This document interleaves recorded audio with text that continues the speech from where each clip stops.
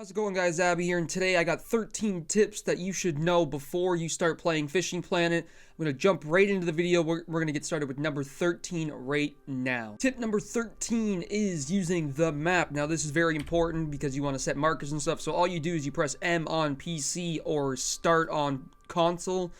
You can see here, you can see the different depths around. You can also place markers. You just click this plus button. You can place one manually, or you can click that after you caught a fish and it will place that for you. And you can see, there you go, there's a bowfin, catfish there. I didn't have fish data for that one. But you can use these strategically, guys. You can get rid of them, and you can also check out where a lot of people are fishing, kind of see what spots you maybe want to go to, but the map is very, very helpful, so use it. Tip number 12 is the difference between barbless hooks, barbless lures, regular lures, and regular hooks. So if you go to terminal tackle here, you can see there's a hook section. These are all the regular hooks. They also have the barbless hooks in here. If you want to just take a look at barbless hooks, click on barbless hooks. Now, they do cost bait coins, but in my opinion, I think they're worth it. You don't want to buy a ton of them because obviously you need to save bait coins for advanced licenses and stuff like that. But buying maybe the 1.0, the 2.0, the 3.0, the 4.0 is probably a good bet. They're going to give you double XP, okay, guys? So you're going to want to use these if you can, all right? So just go ahead. If you have the extra bait coins, go ahead and use them because the licenses are really, really expensive. You might not have enough time to save up for them. This is going to help you level faster. Tip number 11 and 10 go hand in hand, guys. So for this one, it is time skipping and night fishing. So you press T on PC or square on console, or I guess it's also X on Xbox. What this is going to do is bring up your fast forward time here, and this is where you can skip around to other parts of the day. Now, if you guys notice, if I go to next morning here, this is how you sell your fish. So any fish I had in there, which I had none because I'm just showing you guys, would be sold automatically, and then I can choose to extend my trip another day for 200 bucks. I can go ahead and do that. There you go. And now I'm on day 2. You can see in the top left-hand corner. Another thing I want to show you guys, don't ever do this. Don't ever skip for time like this. This is just a really big waste of bait coins. Don't ever do this, which leads me to my next point, which is where if you go to nighttime, which is 2100 hours or 9 o'clock, night fishing is very important in this game. The reason why you're going to want to night fish is you can skip around freely. So you can see here, I can go to 2200 hours. I can go to 2300 hours. I can go to 1 o'clock. And I can do that as much as possible because, as you can see, there's no cooldown between 9 and 5 at night, even if you're on a premium account. So any of the places where you can night fish, like Emerald, California, any place with good night fishing, you're going to want to go ahead and do this because it's going to be a lot quicker and you guys don't have to worry about cooldowns, all right? Number 9 is the difference between the lake shops and the home shop. So as you can see here, this is the mud water river shop, and you can go in here and there is some stuff in there. It's a little bit more expensive, so you don't really want to buy stuff here unless you absolutely have to. The shops at the lakes are not really good, all right? So what you're going to want to do is, unless you're already there and you desperately need something and it's a waste of money for you to go back, the lake shop should probably not be used at all. It's also more expensive, okay? So what you do is you leave, and when you're home, which means when you're not at any lake, your shop will be full, and this is where you can find literally everything you need. This shop is way better. It's cheaper than the lake shops. This is what you're going to want to use mainly, alright, guys? Tip number 8 is the outfit equipment in this game. So if you go to tools and equipment and you see the outfit here, we'll start off with tackle boxes. This is important because you can carry more tackle, obviously, and more lines, which is helpful as you get to the higher levels. There's also rod cases. This is how you get different amount of rods. Now, early on, you probably only need the 2 rods or 3 rods. You can wait a little bit until you get higher up to do the other ones. But eventually, it does go up to 7 rods. Waistcoats, very, very helpful. This is going to give you more lines, more tackles and stuff, too. This is another thing you're going to upgrade as you go, just to make managing your inventory a little bit easier, all right, guys? And then rod stands, probably the most important one. The rod stands are very, very helpful. You're going to want to get a rod stand that fits how many rods you're gonna go with. So if you only have a rod case with 2. Maybe you get a 2-rod stand. Maybe you have 3 rods and you can throw 2 down and then hold 1 in your hand. Some of them do have bite alarm depending on the level, the style. You're gonna want to use these. This is gonna help increase your speed of leveling up, the speed of your fishing, all that stuff. Tip number 7 is to always keep an eye on your repair costs. So if you see here, I go to my backpack, I can click the little wrench here. It says durability 79%. I can click the little wrench here and I can repair this reel. You're going to want to keep an eye on that, guys, because if it goes too low, it is going to break. Don't worry about it if it gets yellow or red. Just let it go down to, like, I don't know, 40%-ish, and then you can repair it then. One thing I will say is don't worry about this, guys, until later on in the game, until, like, you're, like, level, like, 35, 40, 50, because the gear you guys are going to be using probably isn't going to be needed after that point. So, like, say you have a really cheap level 15 rod that you need to repair, you're probably, like, you can probably get away with upgrading it instead of repairing, okay? Number 6 is the travel cost. As you can see at the bottom left here, I'm a little bit hiding it. I'll move my webcam. But you can see here at the bottom left, it says travel cost $1,200 for the day. It does change depending on the lake, guys, so you want to make sure you have enough money to go to that lake, or else you're going to be screwing yourself, all right? But yeah, keep an eye on the travel costs. They're very important, and I would just recommend just going for one day, and then when you're in there, like I showed you before with the time travel one and the skipping ahead, you can just extend your stay when you're at the lake, so there's no need to do this and just have to make yourself pay a ton of money there. Just keep extending it day by day, and then you can leave whenever you want without wasting a ton of money. Tip number 5 is the advanced licenses. So I'll tell you right out of the gate, do not buy the basic license ever. There's no need to buy this basic license ever. What you're going to want to do is go to advanced license and just probably, unless you're staying at a place for like a week IRL, because this is all IRL time here, guys, all right? So 1 day means 24 hours in real life. 3 days is 3 days in real life.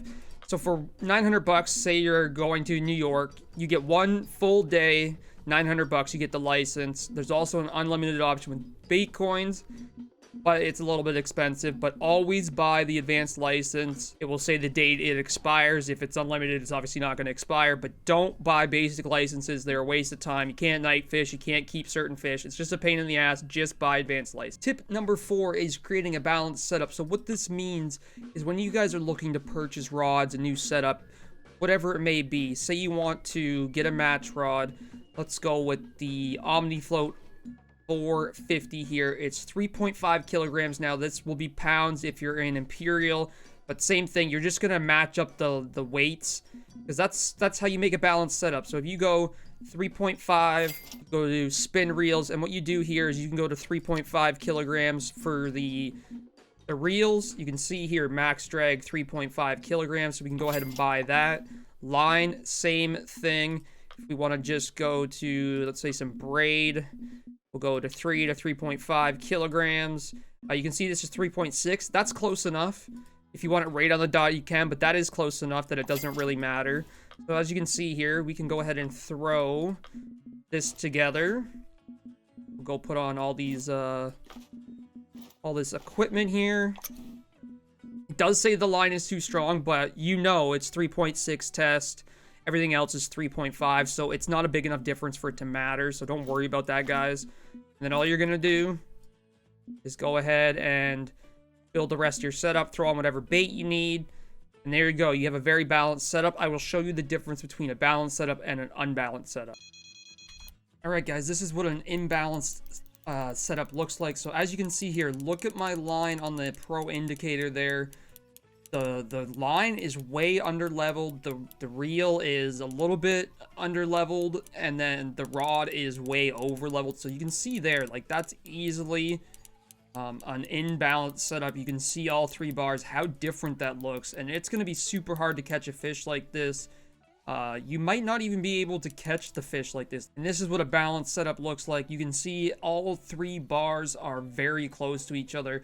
You're going to want to make sure that when you make these setups, guys, you're going to want to make it relatively balanced, okay? It doesn't have to be perfect, but you're going to want to make it relatively balanced That way you can have the drag go up and down to your liking, and that way nothing's getting red, and it's just having a nice balance setup is just going to make things a lot easier. Okay, so keep an eye on the weights for the balance setup, and I'll show you guys how to make a balance setup with a lure. All right, so as you guys can see here, this is my Rivertech Zeus 250. You can see it says line weight is 19.5 kilograms. I got the Thunderspin, which is 19.5, and then I got a 17.5 kilogram line on it. So that's all exactly like before with the match rods. This is a little bit different, however, because as you can see here, it says lure weight 18 to 56 grams. So what you're going to need to make sure is you buy a lure that is this weight for that specific rod. So if you have a rod and it says 7 to 21 grams, you're going to want to use a 7 to 21 gram lure on there. That way it all adds up. So just keep an eye on that when you are doing spinning fishing, you're doing lure fishing, you're doing casting fishing. You got to match the lure weights as well, not only just the line, rod, and reel, okay? Tip number 3, guys, is the difference between some of the rods. Now, since this is more beginner's tips, I'm going to show you guys the difference between spinning rods, match rods, casting rods, and bottom rods. So if you just go into here, you can see that there's, these are some of the spinning rods. And if you look over here on the right, you can see this little picture. So you can tell that this is meant for a lure. It also says lure weight right here. So this is when you're going to be lure fishing. Now, quickly, I want to show you guys the different retrievals you can do here, just to give you an idea of what you can do while you have a lure. So as you can see, I got it all set up. We're just going to cast out here, and I'll show you guys some different retrievals here. So the one you want to use for most of the entire game, stop and go, is really good. And just like it sounds, you literally just stop and go. Now there is also twitch, which is you're consistently reeling in and then you're just popping it up like this. Let me get it. There we go. There's twitch. There's also just reeling in, which is straight. There's lift and drop, which you can do kind of like this as well, which you lift the rod up. Might not be heavy enough to do. We'll see. I think it wants to give us twitching. Either way, lift and drop, pretty self-explanatory. But mostly you just need twitching and stop and go. There is other ones. You can look up how to do them, or if you know how to fish from real life, same thing applies here. But majority of the time, stop and go is going to be all right, and probably the best, most usable one all around. And then twitching is also another one. Straight you can get away with too.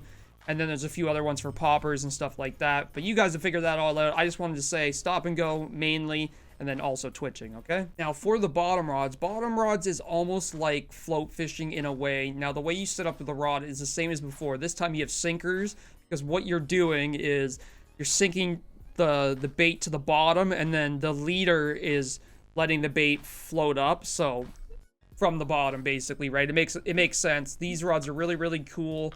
They also have little bells on them as well. So if you can see here, I'll put one down on the rod holder here. You just cast them out like anything else. And this one you could also clip the line, so that way it recasts to that same spot. But as you can see here, there is that little bell on the end of the rod. So when you have that set up like that, every time you get a bite, that's going to make some noise. If you don't have a bite alarm rod stand, that's going to be very helpful. These rods you unlock a little bit later. They're very, very handy, very helpful. Bottom rods are absolutely awesome. They're good for sturgeon and other big fish like that. Casting setup, guys, this is a little bit different than the spinning lure setup. If you go into the shop here and you go to rods, you go to casting. Now, this one does have one. You can see here, this little green thing right here. These are the two different reel types. So the one on the left is a spinning reel, and the one on the right is a casting reel. So you can see this rod here, which is a cast rod, can only be used with the cast reel, and all casting is done with lures. So if you go to cast reels, you can see here, same things lit up here. These are the casting rods or reels, and they only work with the casting rods, okay? Other than that, there's really no difference. They can handle a little bit more weight, but you can't usually cast as far. I prefer spinning, but a lot of people love casting too. They're great for muskie and stuff like that, but early on and even later game, I prefer spinning lure setups to casting lure setups. So the match rods, these are what you're going to be doing when you're float fishing. You can see here, this is lit up now on the left, and the bobber's lit up here on the left. So that's a really easy way to kind of figure out what it's for. And I'm sure you guys know about the bobber setup. We've used it before in other videos, stuff like that. So hopefully that helps you guys with the different types of rods. Now, I know maybe you guys have been watching the video and you've seen the 3 little bar indicator I've had before.